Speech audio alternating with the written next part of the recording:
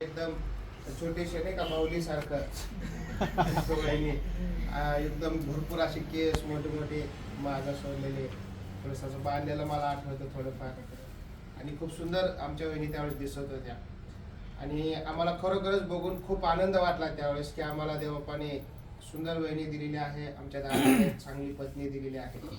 आणि खरोखरच अभिमान वाटतो की आतापर्यंत देवप्पाने उत्तम रीतीने त्यांना चालवलेलं आहे. प्रेमाने, प्रीतीने, आपुलकीने ते एकमेकांची काळजी घेतात आणि आमच्याकडेही त्यांचं लक्ष आहे. त्याबद्दल मी खरोखरच देवाला धन्यवाद देतो. एदेन बागेमध्ये सुद्धा ज्यावेळेस परमेश्वराने आदाम आणि हवा ह्या पती पत्नीला एकत्र राहण्यासाठी त्या ठिकाणी बनवलं, घडवलं, त्यावेळेस परमेश्वराने सर्व आशीर्वाद त्यांना दिले. कोणत्याही आशीर्वादाची कमतरता परमेश्वराने त्यांच्या जीवनात ठेवली नाही. असं काहीच ठेवलं नाही देवबापाने की त्यांनी काही मागावं. सर्व काही त्यांना परमेश्वराने देऊन टाकलं होतं आणि त्यांनी मागावं असं काही ठेवलंच नव्हतं. उलट परमेश्वराने एक अपेक्षा मात्र त्यांच्याकडून ठेवली होती की जी काही आज्ञा मी तुम्हाला देत आहे ती आज्ञा मात्र तुम्ही काय करायची आहे, पाळायची आहे. ती आज्ञा कधीच काय करायची नाही, मोडायची नाही. आणि ही मात्र एक परमेश्वराची इच्छा त्यांच्या जीवनात होती आणि देवाचा प्रचंड विश्वास होता आदाम आणि हवेवरती.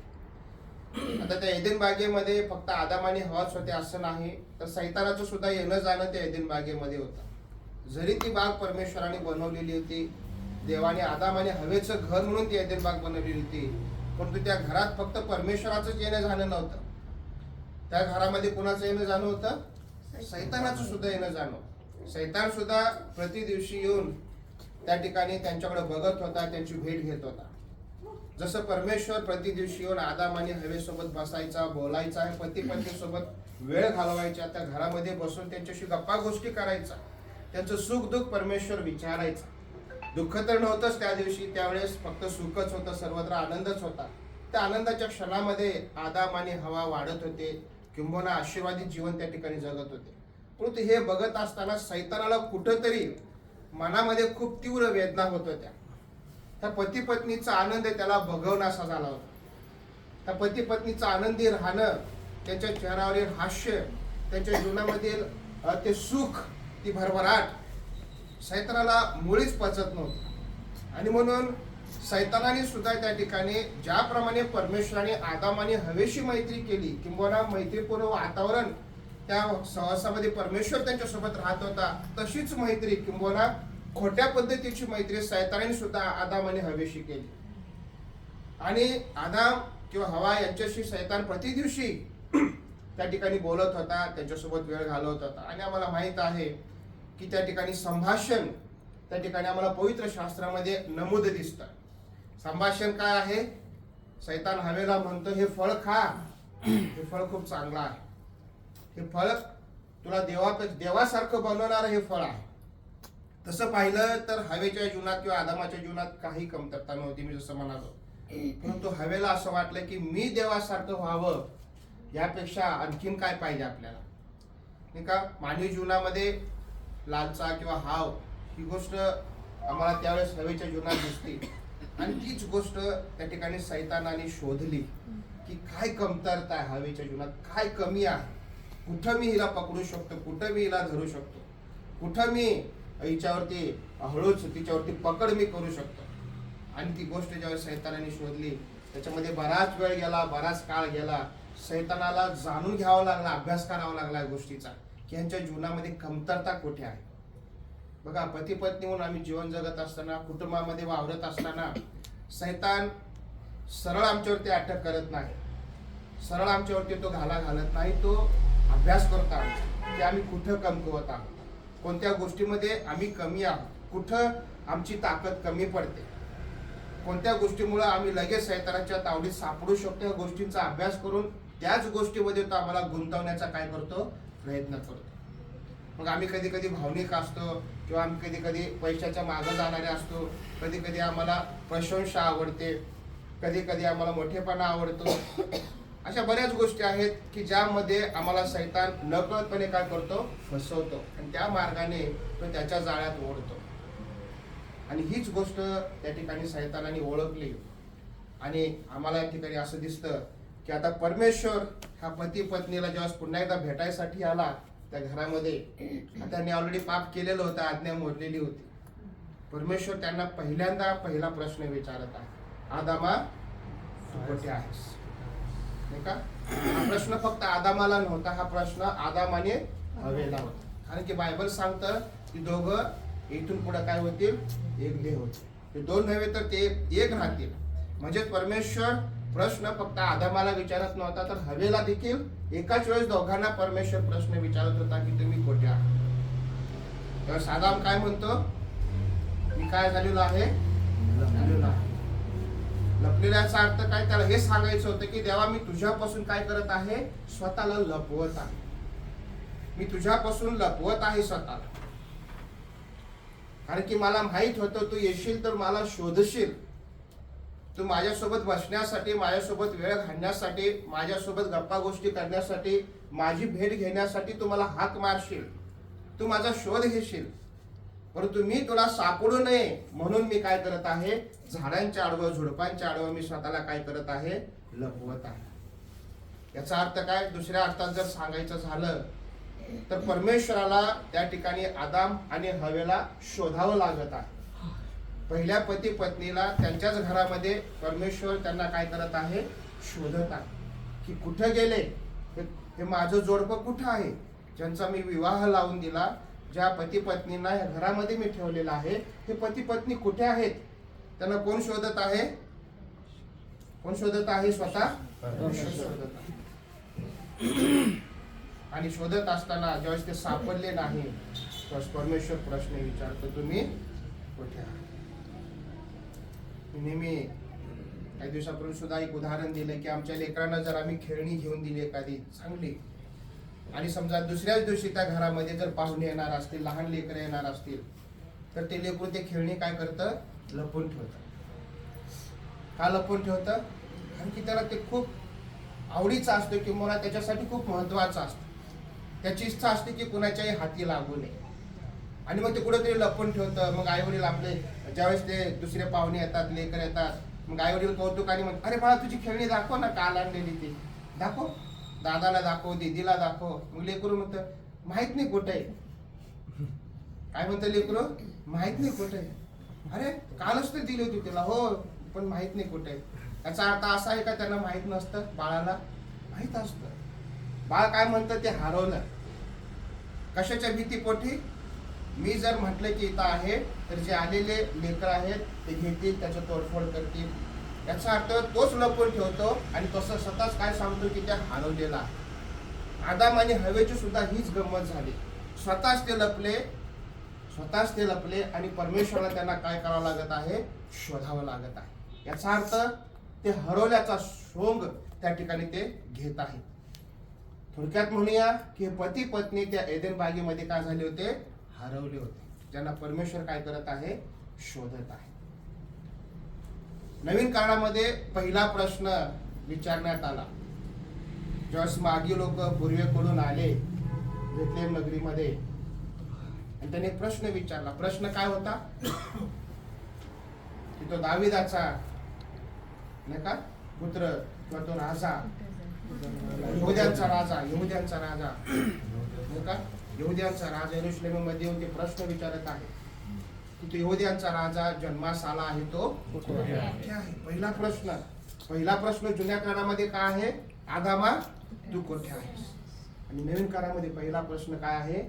की तो यहुद्यांचा राजा जन्मास होणार होता. आम्ही पूर्वेकडे तारा बघून त्याचा शोध घेण्यासाठी या ठिकाणी आलेला आहोत. 3 मागे येऊन यरूशलेममध्ये सगळ्यांना प्रश्न विचारत आहेत की तो जन्मास आलेला तो राजा कुठे आहे? ख्रिस्ताला काय म्हटलेलं आहे? दुसरा आदाम. पहिला आदाम परमेश्वर शोधत आहे की आदामा तू कुठे आहेस, आणि दुसऱ्या आदामाला कोण शोधत आहे? ज्ञानी लोक शोधत आहे. पहिल्या आदामाने पाप केलं, दुसरा आदाम त्या हरवलेल्या आदामाला शोधण्यासाठी म्हणून तो आला, आणि जो आदाम जन्मास आलेला आहे दुसरा आदाम, त्याला शोधण्यासाठी ज्ञानी लोक आले आणि ते विचारत आहेत की तो यहुद्यांचा राजा कुठे आहे? जो ह्या जगाला शोधण्यासाठी, तुम्हाला आणि मला शोधण्यासाठी, का तो शोधण्यासाठी आला? गंमत अशी आहे की ज्यावेळेस आदाम आणि हवा पाप करण्यापूर्वी त्यांचं एकमेकावरती खूप प्रेम होतं. एकमेकांची ते काळजी घेत होते, एकमेकांच्या गरजा ते ओळखत होते, एकमेकांसाठी ते समर्पित होते. पाप करण्यापूर्वी त्यांनी कधीच एकमेकांना दोष दिला नाही, कधीच एकमेकांमध्ये त्यांनी कमतरता बघितली नाही, कधीच त्यांनी एकमेकांना कमी लेखलं नाही, कधीच त्यांनी एकमेकांना तुच्छ लेखलं नाही. पण ज्यावेळेस त्यांनी पाप केलं आणि ज्यावेळेस परमेश्वर आदामाला प्रश्न विचारत आहे, त्यावेळेस आदाम काय म्हणतो, जी स्त्री तू मला दिलीस त्या स्त्रीने मला काय केलं ते फळ. परमेश्वर त्याला विचारतो, तो म्हणतो की मी लपलोय तुझ्यापासून, मी नग्न आहे म्हणून मी लपलोय. त्यावेळेस परमेश्वर त्याला म्हणतो, अरे जे फळ तुला नको म्हटलं ते तू खाल्लंस काय? आदाम काय म्हणतो, हो मी खाल्लं. ते का खाल्लंस?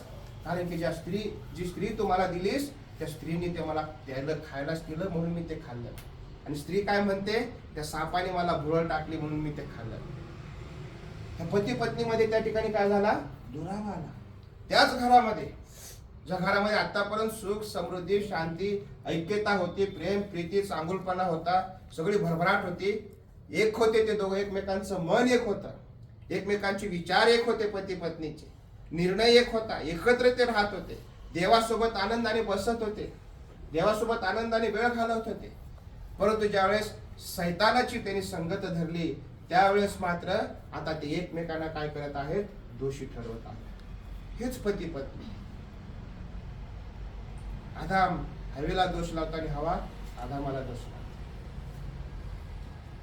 आता ही जी काही पती पत्नीमध्ये असलेला दुरावा आहे, ही जे काही यांच्यामध्ये असलेली मतभिन्नता आहे, ही दूर करण्यासाठी पुन्हा एकदा प्रभू येशू ख्रिस्ताला जगामध्ये यावं लागतं. आज जर तुमच्या आणि माझ्या जीवनामध्ये कुटुंबामध्ये ऐक्यता पाहिजे, प्रीती पाहिजे, पती पत्नीमध्ये पुन्हा एकदा तोच जिव्हाळा पाहिजे जो एदेन बागेमध्ये होता, तोच जर आशीर्वाद पाहिजे, तीच जर भरभराट पाहिजे, तर तुमच्या आणि माझ्यामध्ये एकच जण असला पाहिजे. तो म्हणजे कोण? प्रभू येशू ख्रिस्त. तो दुसरा आला, ज्याला शोधण्यासाठी मागे लोक आले होते. आणि तो जर तुमच्या आणि माझ्या जीवनात असेल तर तो सैतान आमच्या घरामध्ये शिरकाव करू शकत नाही. कारण की आम्हाला जर ख्रिस्त मिळाला, ख्रिस्ताचं जर वास्तव्य आमच्या घरात झालं, तर त्या ख्रिस्ताचं प्रेम आम्ही एकमेकांना देऊ, ती ख्रिस्ताची क्षमाशीलता आम्ही एकमेकांना देऊ, ती ख्रिस्ताचं ममताळूपण आम्ही एकमेकांना देऊ, ती ख्रिस्ताची दृष्टी आम्हाला लाभेल. आम्ही एकमेकांमध्ये चुका शोधणार नाही, आम्ही एकमेकांची काळजी घेऊ, एकमेकांवर प्रेम करू, एकमेकांना समजून घेऊ, एकमेकांची आध्यात्मिक वाढ कशी होईल याकडे आम्ही लक्ष देऊ. आमच्या घरातून ख्रिस्त बाहेर जाणार नाही या गोष्टीची आम्ही काय करू, काळजी घेऊ. आमचा ख्रिस्ताशी प्रतिदिवशी संबंध येईल, ख्रिस्ताची प्रतिदिवशी आमचा सहभाग येईल, या गोष्टीकडे आम्ही जास्त लक्ष देऊ. आणि कधी शक्य आहे, जास्त दुसरा आदाम आमच्या घरात पुन्हा येईल. प्रभू ख्रिस्ताला येणं यासाठी होतं कारण की जो दुरावलेला नाता आहे. कारण येशू ख्रिस्त काय म्हणतो, मी हरवलेले शोधाव्यास व धराव्यास आलो. पती पत्नी सुद्धा आपली हरवले होते. त्या हरवलेल्या पती पत्नीला शोधण्यासाठी म्हणून ख्रिस्त भूतलावरती आला. तो हरवलेला मुलगा नाही का, उधळापुत्र, त्याला शोधण्यासाठी ख्रिस्त त्या जगामध्ये आला. तो वधस्तंभावरील चोर, त्याला शोधण्यासाठी प्रभू ख्रिस्त जगामध्ये आला. ती व्यभिचारी स्त्री जी हरवली होती, पापामध्ये होती, तिच्यासाठी प्रभू ख्रिस्त त्या जगामध्ये आला. आज तुम्ही आणि मी जे या ठिकाणी बसलेलो आहोत, आम्हा सर्वांसाठी प्रभू ख्रिस्त त्या जगामध्ये आला. आम्ही जर तिसऱ्या वचनात, तिसऱ्या अध्यायामध्ये बघितलं तर त्या ठिकाणी प्रभू ख्रिस्त म्हणत आहे की तो त्याचं एका तो सैतान काय करेल, त्याचं टाच फोडेल आणि तो त्याचं डोकं ठेचेल. ही जी तारणाची योजना आहे, पापानंतर परमेश्वराने तिचा पाया एदेन बागेमध्येच घातला. कारण परमेश्वराला हा दुरावा त्या ठिकाणी सहन झाला नाही. पती पत्नी मधला, कुटुंबामधली अशांतता परमेश्वराला सहन झाली नाही. कुटुंबामध्ये जो दुरावा आहे परमेश्वराला सहन झाला नाही. परमेश्वराला कुटुंबामध्ये प्रेम पाहिजे, प्रीती पाहिजे, ऐक्यता पाहिजे. परमेश्वराची इच्छा आहे की आम्ही एकमेकांची काय करावी, काळजी घ्यावी, एकमेकांकडे आम्ही बारीक लक्ष द्यावं. आणि यासाठी प्रभू ख्रिस्त भूतलावर होत्या. आणि म्हणून ख्रिस्ताने मंडळीला पत्नीची संज्ञा आणि स्वतःला वराची संज्ञा दिलेली. म्हणजे तो आमचा वर आहे आणि त्याचे आम्ही काय आहोत, वधू आहोत. हे नातं इतकं पवित्र आहे, इतकं श्रेष्ठ आहे देवाच्या दृष्टीने की त्याचा आम्ही नेहमी सन्मान करणं गरजेचं आहे. आणि या ठिकाणी ख्रिस्त सुद्धा तेच नातं टिकवण्यासाठी किंवा तोच आशीर्वाद पुन्हा आदाम आणि हवेला देण्यासाठी या भूतलावरती आला. आज आम्हा सर्वांना परमेश्वर या नाताळाच्या समयामध्ये आवाहन करत आहे. आम्ही नाताळाचा सण साजरा करत असताना एक लक्षात घ्या की तो दुसरा आदाम जो आम्हाला पापापासून मुक्त करणार आहे, तो दुसरा आदाम, तो तारणार प्रभू ख्रिस्त इमॅन्युएल आमच्या घरामध्ये पुन्हा एकदा एदेन बागेतील तीच भरभराट तो देण्यासाठी या भूतावरती आलेला आहे. आपण त्याचा स्वीकार करूया. विशेष करून दादा आणि वहिनी त्या घरामध्ये त्यांच्यासोबत त्या ख्रिस्ताने सदैव वास्तव्यास राहावं, हीच आमची प्रभूचरणी काय आहे, प्रार्थना. कारण की त्या देवाने तर आशीर्वाद देऊन टाकले. बलद्रुपा भोगुनित आणि पृथ्वी व्यापून टाकली. ते आशीर्वाद आजपर्यंत चालत आलेले आहे. आणखीनही जर काही कमी असेल तर देव ते भरून टाकणार आहे. त्याच्यामध्ये कमतरता काही ठेवणार नाही. म्हणजे केव्हा शक्य आहे, जेव्हा ख्रिस्त आमच्या घरचा सदैव वास्तव्य करणारा आमचा जोडीदार असतो. मी पाहुणा म्हणणार नाही. आमच्या घराचा एक सदस्य जेव्हा प्रभू ख्रिस्त असतो, आमच्या घराचा जेव्हा मुखिया प्रभू ख्रिस्त असतो, जेव्हा आमच्या घराच्या सर्व गोष्टीमध्ये जेव्हा मी परमेश्वराला विचारून आमच्या सर्व गोष्टी करतो, त्यावेळेस आमच्या घरामध्ये कोणत्याही गोष्टीची कमतरता त्यावेळेस राहत नाही. देव आमचे सर्व आशीर्वाद आम्हाला भरभरून त्या ठिकाणी देतो. त्यावेळेस कोणताही आदाम हवेला दोष देणार आणि कोणती हवा आदामाला दोष देणार नाही. कारण की त्या ठिकाणी ख्रिस्ताचं वास्तव्य त्या ठिकाणी राहतं आणि त्याची लेकरं आणि कुटुंब सर्वजण त्या घरामध्ये आशीर्वादित होते.